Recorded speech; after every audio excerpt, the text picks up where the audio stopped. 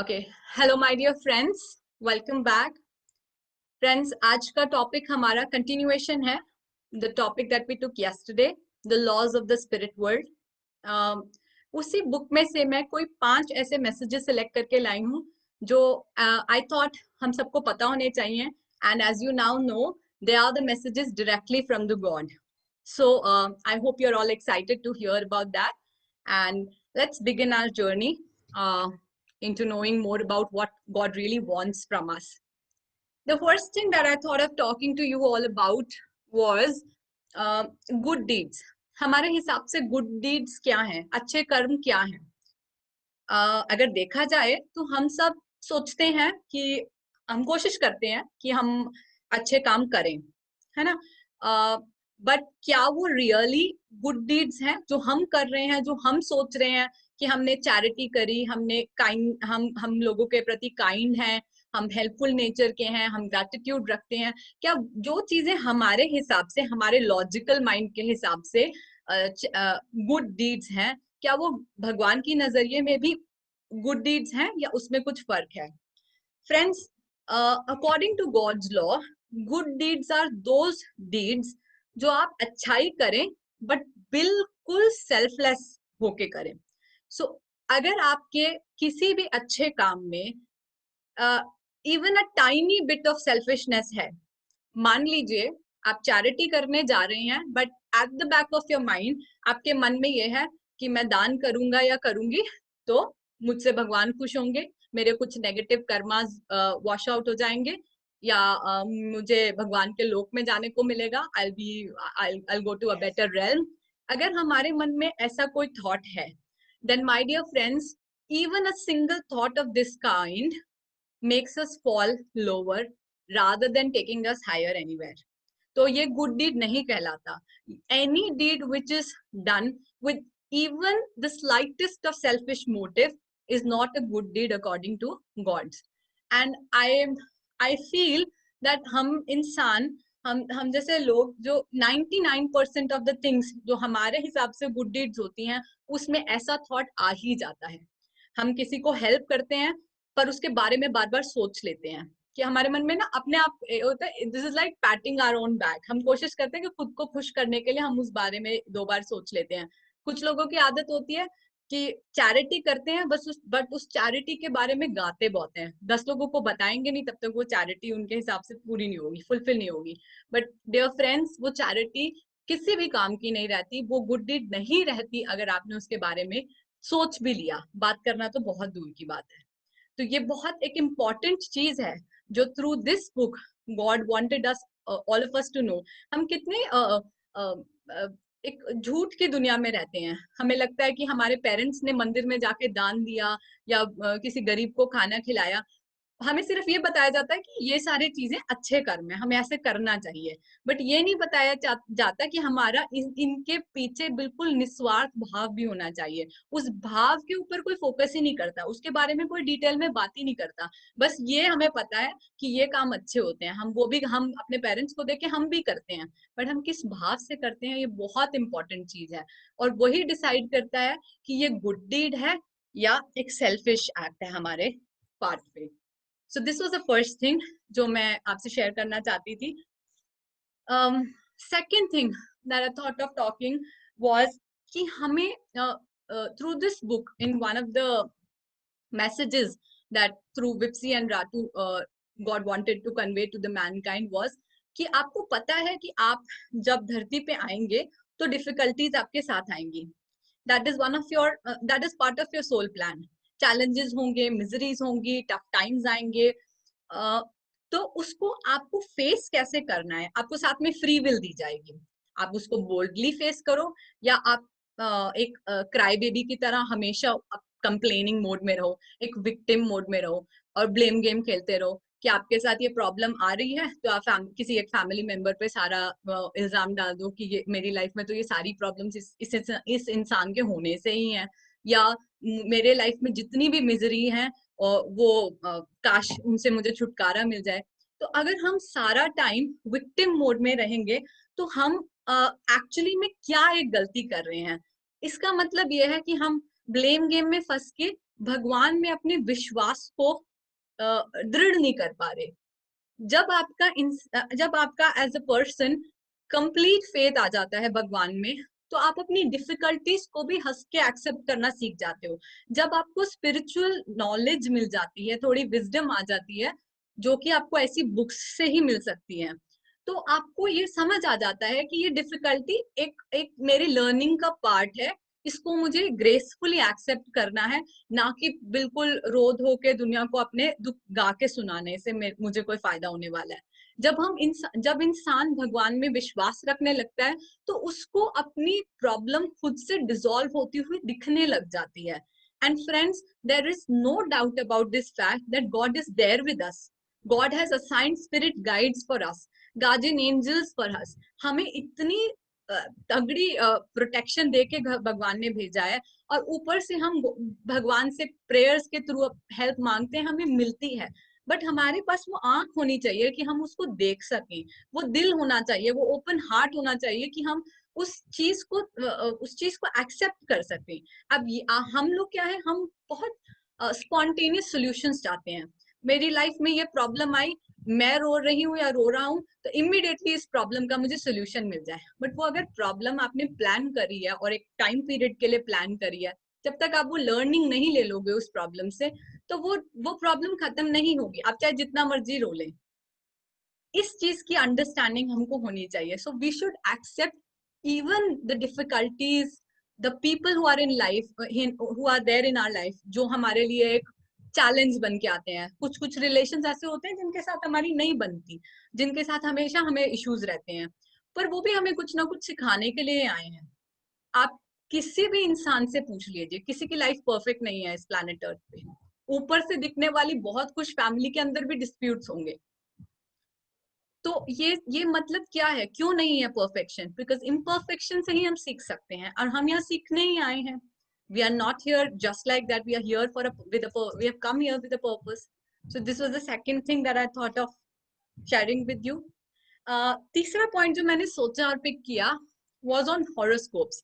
कल किसी ने एक क्वेश्चन पूछा था कि हॉरोस्कोप्स होते हैं, एस्ट्रोलॉजर्स हमें गाइड करते हैं, लोग उनके पास जाते हैं, तो अगर हमारा सब कुछ सोल ने प्लान किया हुआ है, तो ये हॉरोस्कोप और एस्ट्रोलॉजी क्या है? तो इस बुक में एक एक पार्ट है जिसमें एक ये मैसेज भी मिला है हम लोगों को कि हमें हॉरोस्कोप से इन्फ्लुएंस नहीं होना चाहिए। अब जो रीजन गॉड ने हमें दिया है वो ये है कि हम जब हॉरोस्कोप पढ़ते हैं, मान लो कुछ लोगों को आदत, मुझे भी थी ये आदत, शुरू में मैं भी बहुत पढ़ती थी रेगुलरली, न्यूज़पेपर में जो हॉरोस्कोप आता है अपने बर्थ डेट के हिसाब से उसको पढ़ना मेरा एक रूटीन था। तो क्या होता है उसमें, आपको विश्वास उस पर क्यों हो जाता है? क्योंकि आप रियलाइज करते हैं, आप देखते हैं कि अरे मैंने जो पढ़ा था वो एक्चुअली में मेरे साथ हो गया। चाहे 10 में से एक बार हुआ हो, पर वो एक बार आपको ऐसा स्ट्रॉन्ग फेथ दिला देता है कि नहीं नहीं, मुझे रोज पढ़ना चाहिए, ताकि मुझे पहले से ही पता हो मेरी लाइफ में क्या होने वाला है, या आज मेरे साथ क्या क्या होने वाला है। अगर इतना ही आसान होता सब कुछ, तो बात ही क्या थी। तो इसमें इसके पीछे चक्कर क्या है? ये रीजन गॉड जो हमें देते हैं वो ये है कि जब हम हॉरोस्कोप पढ़ते हैं, हम अपने माइंड को ना एक तरह से कंडीशन कर देते हैं। तो हमारे माइंड में एक तरह के सेट थॉट आ जाते हैं। अगर उसने आपको लिखा है that you are going to spend a very lovely evening today, तो आप पहले से ही ना सोचने लग जाते हैं, हो सकता है आज डिनर पे बाहर जाने को मिले, हो सकता है आज कोई लव्ड वन मुझे विजिट करे, या किसी से मेरी बात हो, ऐसा कुछ थॉट आपके मन में आ जाते हैं। अगर आपके हॉरोस्कोप में लिखा हुआ है कि आपकी किसी से फाइट हो सकती है, या वर्क प्लेस में आपको चुप रहना चाहिए, या आज आपको बोल देना चाहिए आपको जो भी कंसर्न्स है, तो आप उसके हिसाब से एक्ट करने लगते हो, क्योंकि वो आपके माइंड को कंडीशन करने का काम कर देता है। और इवेंचुअली क्या होता है, ऐसा कुछ हो जाता है लाइफ में। वो होता क्यों है? क्योंकि आपके थॉट्स जो आपने उस हॉरोस्कोप को पढ़ने के बाद क्रिएट किए, वही तो आपकी रियलिटी में बदलते हैं। ये भी हम लोगों को पता है फैक्ट। तो वो हॉरोस्कोप पढ़ने के बाद आपके जो थॉट्स क्रिएट हो रहे हैं, उसकी वजह से वो रियलिटी बन रही है। इसलिए नहीं बन रही क्योंकि किसी ने ये हॉरोस्कोप बहुत सोच समझ के आपके लिए लिख दिया।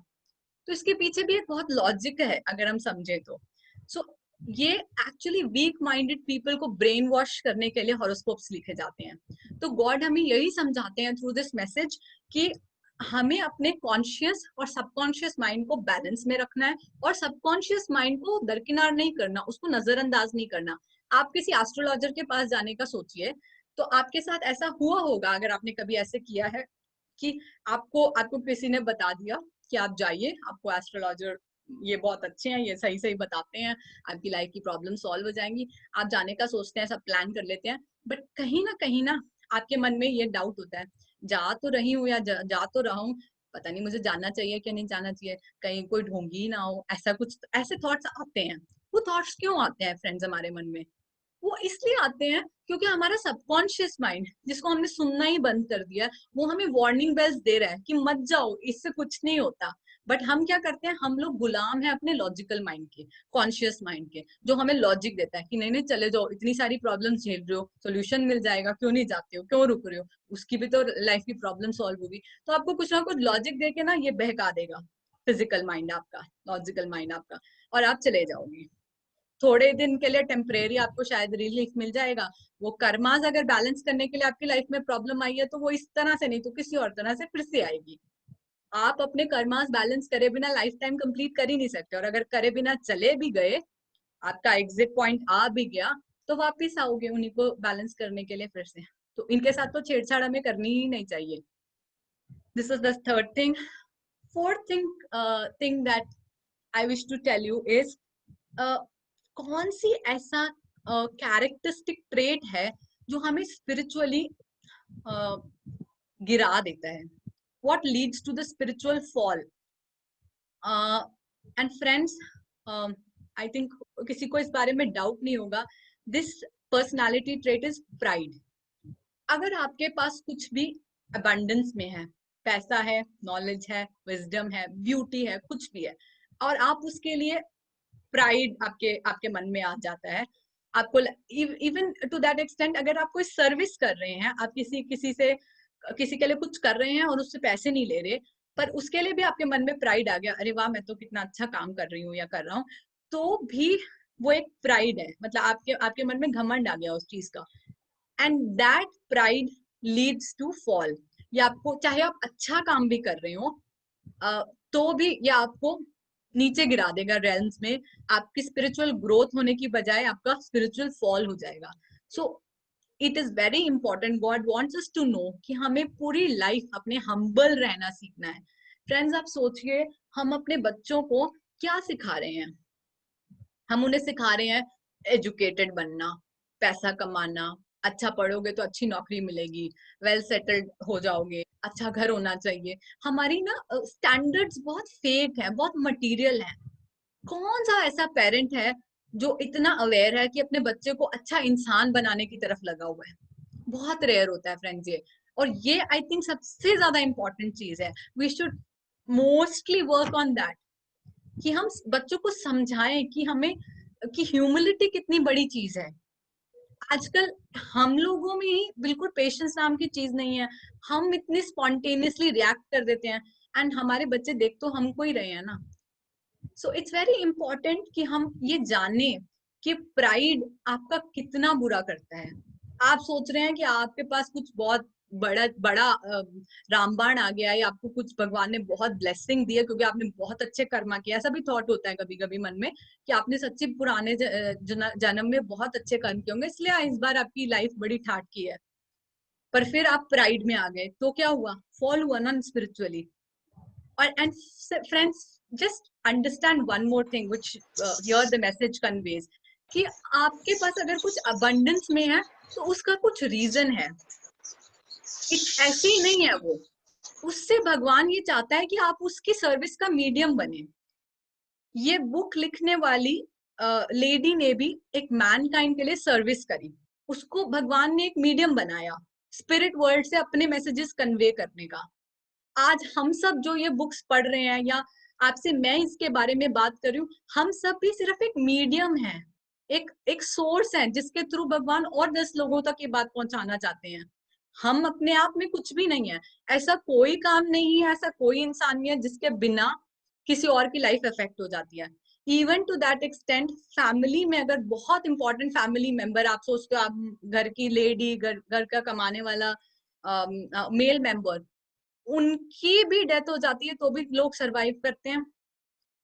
अगर even if you lose that person, that's such important person in the family, still you survive. कोई भी indispensable नहीं है.